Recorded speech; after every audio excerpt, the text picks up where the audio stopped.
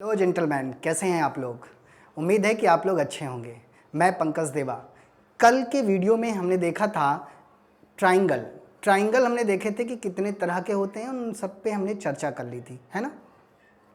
अगर हम बात करते हैं ट्राइंगल की, तो ट्राइंगल में एक इम्पॉर्टेंट हमारे पास ट्राइंगल बचा था, स्केलिन आइसोसेलेस ट्राइंगल। समद्विबाहु त्रिभुज के बाद एक बचा था हमारे पास ट्राइंगल जिसका नाम है समबाहु त्रिभुज, जिसको हम लोग बोलते हैं इक्विलेटरल ट्राइंगल। क्या बोलते हैं? इक्विलेटरल ट्राइंगल, समबाहु त्रिभुज। क्या बोलते हैं भाई? समबाहु त्रिभुज। थोड़ा ध्यान से समझिएगा, ये समबाहु त्रिभुज क्या होता है? सम मतलब समान, सम मतलब इक्वल, समान। क्या होता है? समान। बाहु मतलब क्या? भुजा। बाहु मतलब क्या? भुजा। ये देखिएगा, समान भुजा, ऐसा त्रिभुज जिसकी तीनों भुजाएं क्या हो? समान हो, समबाहु त्रिभुज कहलाता है। That's clear. So first of all, हम लोग इसके बारे में समझेंगे कि पहले ये क्या फंक्शन करता है, किस तरह का ट्राइंगल होता है। तो अगर हम बात करें इसके ट्राइंगल की, तो देखिएगा, ध्यान से देखिएगा, ये ट्राइंगल आपको समझ में बहुत अच्छे से आने वाला है और ये एक क्वेश्चन आपके पेपर में आता है। मतलब आप किसी भी एग्जाम में अगर आप बैठते हैं तो ट्राइंगल से सवाल अगर आता है तो इसके अंतर्गत आपको सवाल मिल सकता है ना। बेसिक सा कॉन्सेप्ट है। देखिएगा, ये हमारे पास ए है, बी है और ये सी है। हमारे पास क्या है? ये सारी साइड्स क्या है? इक्वल हैं। आपको पता है जितनी साइड इक्वल होती हैं, जितनी साइड इक्वल होती हैं उसके उतने एंगल भी इक्वल होते हैं, है ना। क्लियर हुआ? तो पहली बात तो ये कि अगर इसकी भुजाएं बराबर होंगी तो इसके क्या बराबर होंगे? कोण बराबर होंगे। बात क्लियर हो रही है? अब हमारे पास पेपर में इस प्रकार से सवाल बन सकता है। पहले तो हम प्रॉपर्टीज को देखें। अगर हम प्रॉपर्टीज को देखें तो पहली प्रॉपर्टीज ये हुई कि आप यहाँ पे पहली बात तो आप परिभाषा को समझ चुके होंगे। परिभाषा को आप समझ चुके होंगे कि ऐसा त्रिभुज जिसकी तीनों भुजाएं बराबर हो समबाहु त्रिभुज कहलाता है। That's clear. फिर हम लोग चलेंगे ट्राइंगल पे। ट्राइंगल के देखेंगे कि हमारे पास ए बी इक्वल है बी सी के इक्वल है सी ए के। मतलब कि क्या? Both are side are equal, both are side are equal. तो अगर हम ध्यान से देखें तो यहाँ पे ट्राइंगल में हमारे पास साइड क्या हो रही है? इक्वल हो रही। तो इसके एंगल भी इक्वल हो जाएंगे। क्यों भाई? इसके एंगल भी क्या हो जाएंगे? इक्वल हो जाएंगे। अगर आप ध्यान से देख रहे होंगे, बात समझ पा रहे हैं? यहाँ पर क्या हो जाएगा? एंगल यहाँ पर हो जाएगा ए और यहाँ पर क्या हो जाएगा? बी। अब आपको पता है कि sum of all digit, sum of all angle equal to 180 है ना। त्रिभुजों के तीनों कोणों का योग कितना होता है? कितना होता है भाई? 180। अगर हम त्रिभुजों के अगर कोणों की बात करें a प्लस बी प्लस सी, अगर हम इसकी बात करते हैं तो ये 180 होता है ना। 180 होता है। बहुत सिंपल तरीके से आप समझिएगा, 180 होता है। तो इसका मतलब ये हुआ कि जब भाई इक्वल है, ये पार्ट ही इक्वल हो गए। अगर ये x है तो ये भी x है और ये भी x है। इसका मतलब हुआ कि इसके एंगल इक्वल हो गए। तो आपको पता है 180 को हमने 3 बराबर भागों में बांट दिया तो कितने डिग्री का हमको दिखाई दी गया?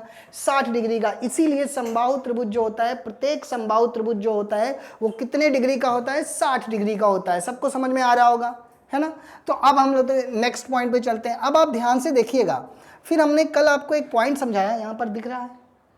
अगर हम नेक्स्ट पॉइंट कल हम समझाए थे कि अगर आप यहां से ध्यान से देखिए कि अगर ये दो भुजाएं बराबर हैं, दो भुजाएं बराबर हैं, तो उनके बीच से मतलब शीर्ष से खींची गई रेखा, ये देखिएगा, खींची गई रेखा ये इसको क्या करेगी? दो बराबर भागों में बांट देगी। मान लीजिए ये ए भुजा है, ये भी a सेंटीमीटर है और ये भुजा भी क्या है? a सेंटीमीटर है। इट मीन्स कि इसका मतलब हुआ कि अब ये बट गया a/2 और ये बट गया a/2 में। सारी भुजाएं क्या हो गई? बट गई। अब आप अगर यहाँ पर देखें तो ये जो भुजा है ना, ये जो h आ रहा है, h, इसका नाम हम d दे रहे हैं, d, ये h है। ये क्या करेगा? इसे दो बराबर भागों में बांट देगा, इसको 2 पार्ट्स में इक्वली डिवाइड कर देगा, इसका एरिया इक्वल हो जाएगा, ये कॉन्जुगेंट हो जाएगा, ये है ना, समरूप हो जाएगा, सर्वांगसम होंगे। तो मेनी टाइप्स ऑफ प्रॉपर्टीज इन क्या इक्विलेटरल ट्राइंगल में लग जाती हैं, सारी प्रॉपर्टीज। यही इसीलिए इस किसी भी एग्जाम में यही पेपर में क्वेश्चन ज्यादा पूछा जाता है ना। फिर हम बात करते हैं यहां पर। अब देखिए, ये जो हुआ, ये जो लाइन आई, ये इसको क्या की? दो बराबर भागों में बांट दी। एंगल को दो बराबर भागों में बांट भी दिया। दूसरी चीज क्या किया? यहां पर एंगल को दो बराबर भागों में बांट दिया गया। दूसरा, यहां पर ये परपेंडिकुलर भी है, लंब भी है। कल भी हमने बताया था, ये लंब भी है, शीर्षा लंब भी है ना, लंबार्धक भी है। समझ गए? ये लंबार्धक भी है। तब हम लोग नेक्स्ट पॉइंट पे अगर ध्यान से देखें तो अगले पॉइंट पे अगर हम चलें तो यहां पर हम ये देख पा रहे हैं कि त्रिभुज ADC इक्वल होगा किसके, त्रिभुज, इसमें देख लीजिए त्रिभुज ADB के। अगर हम आपस में देखें, आपस में संबंध देखते हैं, है ना, आपस में संबंध देखते हैं। अगर हम आपस में संबंध की बात करें तो पहला संबंध तो ये होगा इसमें कि ये क्षेत्रफल की दृष्टि से क्या होंगे, समान होंगे, है ना। दूसरा पॉइंट क्या होगा, ये समरूप भी होगा, क्या होगा, समरूप भी होगा। तीसरा पॉइंट क्या होगा, ये सर्वांगसम भी होंगे। ये पॉइंट हम आपको बाद में समझाते हैं कि ये सर्वांगसम होता क्या है ना, इसे हम बाद में अभी समझाएंगे, क्योंकि ये पूरा का पूरा एक सेक्शन होगा, समझा देंगे। नेक्स्ट पॉइंट यहाँ पे समझते हैं, जो सबसे ज्यादा इंपॉर्टेंट है वो है ऊंचाई। क्या है इसकी ऊंचाई, क्या है ये ऊंचाई आपको बताना है। बताओ, अगर हम समबाहु त्रिभुज की ऊंचाई पूछें, अगर कोई आपसे पूछे समबाहु त्रिभुज का परिमाप, पहली चीज तो परिमाप आपको बताना है। परिमाप अगर आप बताएंगे तो आपको पता है sum of all side equal to perimeter. तो आप जानते हैं कि a प्लस a मतलब तीनों भुजाओं का योग, तीनों भुजाओं का क्या भाई, योग। तो ये देखिए आपका आंसर आ गया कि क्या हो जाएगा, 3a। ये तो समबाहु त्रिभुज का परिमाप हो गया। अगर कोई आपसे पूछे कि इसकी ऊंचाई क्या होगी, h क्या होगा, तो चलिए उसी तरीके से निकाल लेते हैं। कैसे निकालेंगे, सपोज मान लीजिए हमने इस ट्राइंगल को आधा निकाल लिया, यहाँ पर आधा ऐसे निकाल लिया। जब हमने आधा यहाँ पर निकाल लिया, दिख रहा होगा ये a है आपका, ये d है आपका और ये c है। आप ध्यान से समझिए, बहुत आसान है। ये देखिए h है और ये भुजा आपको पता a/2 है ना। ये कैसा ट्राइंगल हो गया, राइट एंगल ट्राइंगल हो गया। राइट एंगल का मतलब समकोण त्रिभुज हो गया। समकोण त्रिभुज मतलब पाइथागोरस प्रमेय। पाइथागोरस प्रमेय क्या होती है, पाइथागोरस प्रमेय क्या होती है ना, पाइथागोरस प्रमेय क्या होती है, आपको पता है, कर्ण का स्क्वायर बराबर लंब का स्क्वायर प्लस आधार का स्क्वायर। तो अगर आपको ये कर्ण निकालना है तो कैसे निकालेंगे, तो आप कर्ण निकालना होगा तो k बराबर क्या हो जाएगा, अंडर रूट लगा लीजिए l square plus a square, यही तो निकालना पड़ेगा। तो चलिए वही कर लेते हैं हम लोग। h की वैल्यू निकालनी है हमें, h की वैल्यू निकालनी है। कैसे निकालेंगे आप, लंब का स्क्वायर। सपोज मान लीजिए अगर यहाँ पर अगर आपको लंब निकालना तो कैसे निकालेंगे, l और ये इधर पलट के आ जाएगा, मतलब k square minus a square हो जाएगा। इसका मतलब लंब बराबर हो जाएगा रूट का k square minus a square. Getting my point. So first of all कि पाइथागोरस हमने यहाँ पर देखा, अभी हम लोग इसकी भी बात करेंगे प्रॉपर्टीज में। नेक्स्ट पॉइंट पे हम लोग देखेंगे, अगर मान लीजिए ये h की वैल्यू आपको निकालनी है तो ये तो लंब है, ये क्या है, ये तो लंब है ना। तो जब ये लंब है तो लंब का स्क्वायर आपको पता है, मतलब h का स्क्वायर करना पड़ेगा। और ये किसके बराबर होगा, ये आपको इस वैल्यू के और इस वैल्यू के, मतलब कर्ण का स्क्वायर और प्लस आधार के स्क्वायर के बराबर। आधार क्या है यहाँ पर, a/2 का होल स्क्वायर, है ना भाई। ये देखो घटाना पड़ेगा ना यहाँ पे। अगर इसका रूट हटाएंगे तो आपको निकालना पड़ेगा कैसे, h बराबर निकालना पड़ेगा, रूट में लगाना पड़ेगा क्या, k स्क्वायर माइनस a/2 का होल स्क्वायर। समझ पा रहे हैं हमारी बात को।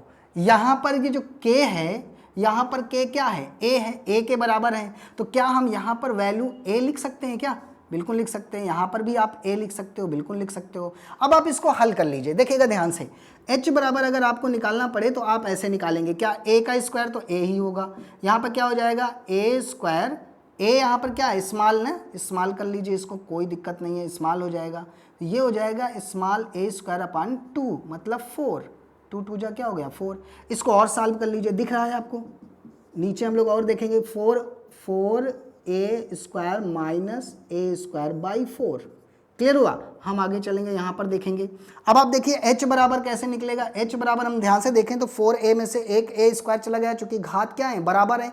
जब चर राशि के घात बराबर होते हैं तो हम उनको घटा सकते हैं, मतलब 4a में से एक a चला गया, कितना बचा, 3a स्क्वायर बटे 4, रूट में लगा देंगे तो ये h बराबर आ जाएगा क्या, एक a बाहर आ जाएगा, 2 बाहर आ जाएगा, ये आ जाएगा रूट का 3। यहां पर आप ध्यान से देखिएगा, h की वैल्यू आ गई a√3, h की वैल्यू आ गई a√3। समझ पा रहे हैं। तो अगर हम यहां पर बात करें ऊंचाई की, किसकी बात करें, ऊंचाई की, h की ऊंचाई की बात करें कि समबाहु त्रिभुज की ऊंचाई क्या होगी, तो आप बोलेंगे कितना होगा भाई, a√3/2, ये होगी ऊंचाई। ये होगी ऊंचाई। ये तो हो गई ऊंचाई। किस प्रकार से आ रहा देख रहे हैं कैसे सवाल में, सवाल कैसे, ये ऊंचाई आप रटते हैं, क्या करते हैं आप फार्मूले को रट लेते हैं। जब आपके फार्मूला रट जाता है तो आप फिर देखते हैं एग्जाम में जाते जाते भूल भी जाता है। तो एग्जाम के क्वेश्चंस के जो ये फंडामेंटल्स हैं उनको रटना नहीं, उनको समझना है। उनको कैसे समझना है, जिस तरह से हमने लगाना सिखाया है आपको, अगर आप प्रैक्टिस घर पे करते हैं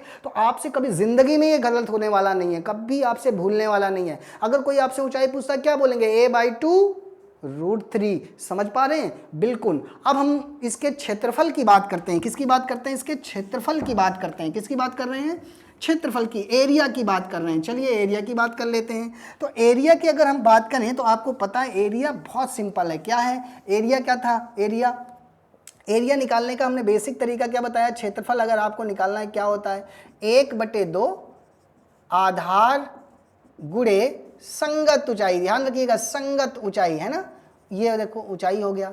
अगर आपसे कोई पूछे आधार यहाँ टोटल क्या है, a है भाई, तो आप यहाँ पर लिखिए 1/2 आधार क्या है, a है। संगत ऊंचाई h की वैल्यू क्या है, h की वैल्यू अभी अभी आपने लिखा है √3 बाई यहाँ पर a/2√3, ये है आपका वैल्यू, रख दीजिए। क्या हो जाएगा आपका a/2√3 हो गया आंसर। आप हल कर लीजिए, देखिए बहुत सिंपल है। a² बाई क्या 4√3 हो गया। जिंदगी में आप हमेशा याद करते थे और अभी पूछ लिया जाता है तो भूल जाता है आपसे। तो क्या हो गया, यही चीज तो है, आप इसको रट्टा मारते हो क्या, भुजा का स्क्वायर बटे 4 × √3, यही तो क्षेत्रफल है। ये कहाँ से बन रहा है, देख रहे हैं कैसे बन रहा है आपको, सो सिंपल। आप यहाँ से क्या कर सकते हैं, कॉन्सेप्ट को लगा सकते हैं। इसी बेस पर इससे सवाल पूछा जाता है। मान लीजिए एक भुजा आपसे दे दिया, कहा समबाहु त्रिभुज है, एक भुजा 10 सेंटीमीटर है, कहा इसकी ऊंचाई बताइए। अगर आपको ऊंचाई नहीं आती है आप इसी पे फंसते रहेंगे। अगर आपको पता है बहुत आसान है, a/2√3 क्या हो जाएगा 10/2√3, मतलब यहां से कैंसिल किया 5√3 सेंटीमीटर। अगर ऊंचाई आपसे पूछा गया आपने ऐसे फटाक से लगा दिया, कोई प्रॉब्लम होने वाली नहीं है। समझ पा रहे होंगे हमारी बात को, है ना। अगर आप इस तरह से आपको ये समझ में आ रहा है, अब इसके दूसरे पॉइंट पे भी चलते हैं। इसी तरह के सारे टॉपिक हम अपने YouTube चैनल पर डाल रहे हैं, समझ पा रहे हैं, सारे टॉपिक हम YouTube चैनल पर डाल रहे हैं। आप उस पर जाइए और उसको क्लिक करिए। क्लिक करके अगर आपको ये कॉन्सेप्ट समझ में आ रहा है तो आप उस चैनल को सब्सक्राइब करना मत भूलिएगा, ताकि नोटिफिकेशन आपके पास आता रहे। अगर आपका फायदा हो रहा है तो और बच्चों का भी फायदा करवाएं, इसे शेयर करें। समझ पा रहे हैं। नेक्स्ट पॉइंट पे चलते हैं, जो सबसे इंपॉर्टेंट है और बहुत सारे एग्जाम में पूछा गया सवाल है। डायरेक्टली सवाल पूछ लेता है, कहता है इसके अंतःवृत्त की त्रिज्या बताइए और अंतःवृत्त और परिवृत्त की त्रिज्या बताइए। फिर बहुत सारे बच्चे इस सवाल को रट्टा मार देते हैं या तो छोड़ देते हैं, है ना। तो आइए देखते हैं हम लोग इसके परिवृत्त और अंतःवृत्त में क्या संबंध होता है, थोड़ा समझिएगा ध्यान से। अगर हम इसके बात करें परिवृत्त की, किसकी बात करें, पहले परिवृत्त की त्रिज्या। अगर हम बात करते हैं यहां पर परिवृत्त की त्रिज्या और नीचे भुजा में संबंध, कोई बात नहीं, ठीक है, भुजा में संबंध। अगर परिवृत्त की त्रिज्या की बात करें तो भुजा में संबंध, ध्यान रखिएगा इसको, है ना, ज्यादा से ज्यादा इसको शेयर करना। देखो जो सबसे इंपॉर्टेंट चीज है, अगर आप हमें मोटिवेट करेंगे तो वो आपका मोटिवेट करने का केवल एक ही कॉन्सेप्ट है कि इसे आप लाइक करेंगे, सब्सक्राइब करेंगे, शेयर करेंगे। तो जितना ज्यादा से ज्यादा करेंगे उतना ज्यादा से ज्यादा वीडियो हम आपको उपलब्ध करवा पाएंगे। देखिएगा ध्यान से, अगर हम इसकी बात कर रहे हैं यहां पर, ये परिवृत्त का मतलब देखिए, शब्द से पहले समझिएगा परिवृत्त का क्या मतलब होता है। परिवृत्त का क्या मतलब होता है, अगर हम परि का मतलब होता है चारों ओर, क्या होता है, अराउंड द सर्कल, चारों ओर। वृत्त का मतलब सर्कल, समझ गए, सर्कल के चारों ओर, मतलब किसी भी चीज के चारों ओर जो सर्कल खींचा गया वही परिवृत्त कहलाता है। समझ पा रहे होंगे, परिवृत्त का मतलब हुआ कि त्रिभुज के चारों तरफ जो सर्कल खींचा गया उसे हम परिवृत्त कहते हैं। क्या कहते हैं, परिवृत्त। अब ध्यान से देखिएगा, जैसे मान लीजिए ये सर्कल है और इस सर्कल को हमने यहां से, ये देखिए यहां पे फिर से एक सर्कल हम बना दे रहे हैं। देखिएगा ध्यान से, ये देखिएगा, ये एक सर्कल है और ये आपका यहां पर दिख रहा है आपको, बिल्कुल क्लियर। अब ये देखिए सर्कल है, इसका नाम है ABC।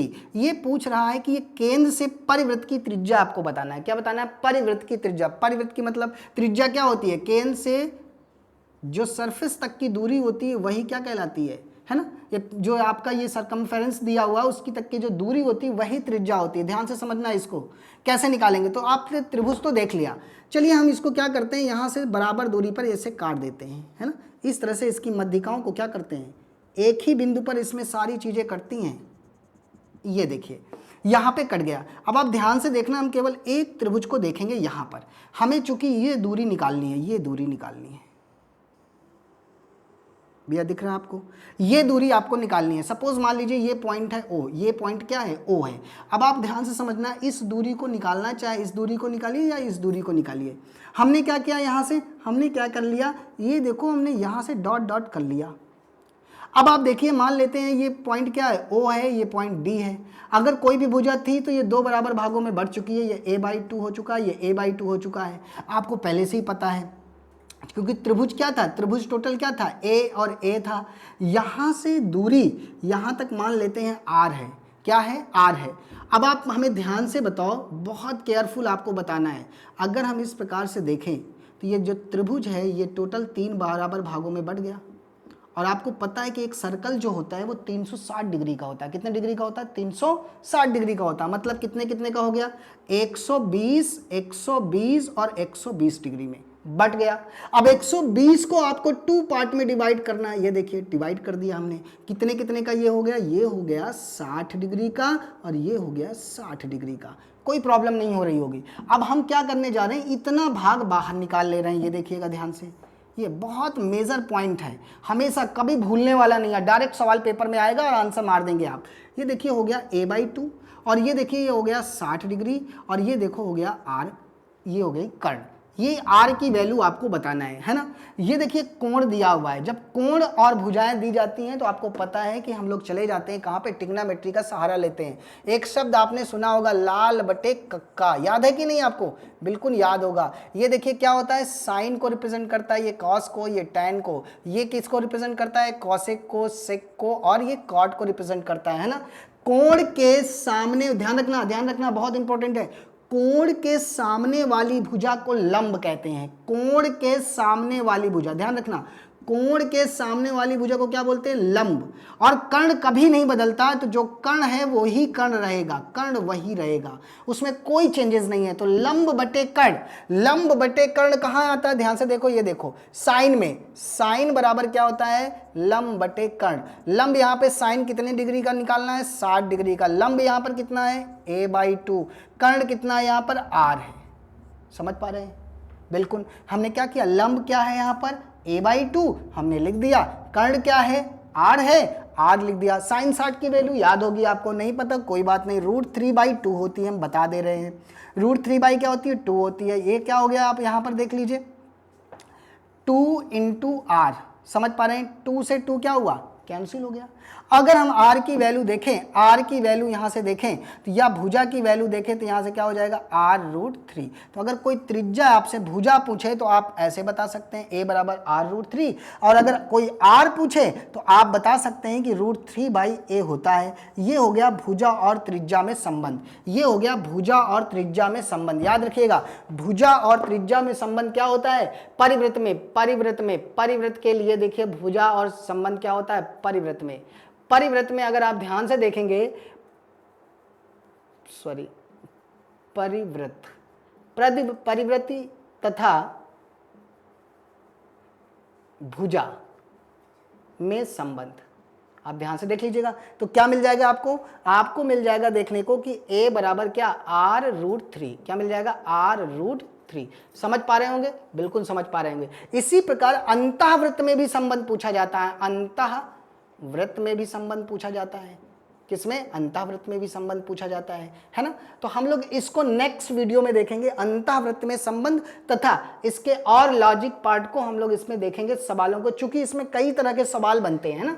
तो हम लोग नेक्स्ट वीडियो में इसको देखने वाले हैं कि इसके अंतःवृत्त में किस तरह के सवाल बनते हैं, अंतःवृत्त में क्या क्या चीजें होती हैं और कौन कौन से पॉइंट होते हैं, उनको भी हम लोग नेक्स्ट वीडियो में समझेंगे। समझ पा रहे होंगे, मैथ बड़ी ईजी तरीके से हम आपको समझा रहे हैं, बता रहे हैं। तो अगर आपको ये चीजें समझ में आ रही हैं, आपकी कोई रिक्वायरमेंट है, आप कुछ जानना चाहते हैं, आप कोई चीज़ पढ़ना चाहते हैं कि कैसे पढ़ें, क्या है, किस तरह से देखें, तो अगर इस तरह की कोई भी रिक्वायरमेंट है तो आप उसे नीचे कमेंट्स बॉक्स में लिखें और बताएं कि सर हमें ये चीज़ बता दिया जाए, हम उसी पे काम करने वाले हैं, ठीक है। क्योंकि ये सारी चीज़ें हम आप ही के लिए बता रहे हैं, बना रहे हैं, सारी चीज़ें अवेलेबल हैं हमारे यूट्यूब चैनल पर। ये career plus coaching education centre, ये प्रयागराज में ये सारी चीज़ें करवाई जा रही हैं। जैसे ही ऑफलाइन क्लासेस स्टार्ट हो जाएंगी आपको वहाँ पर भी बेहतर तरीके से करवाया जाएगा, ठीक है। तो चलिए आज के लिए इतना ही।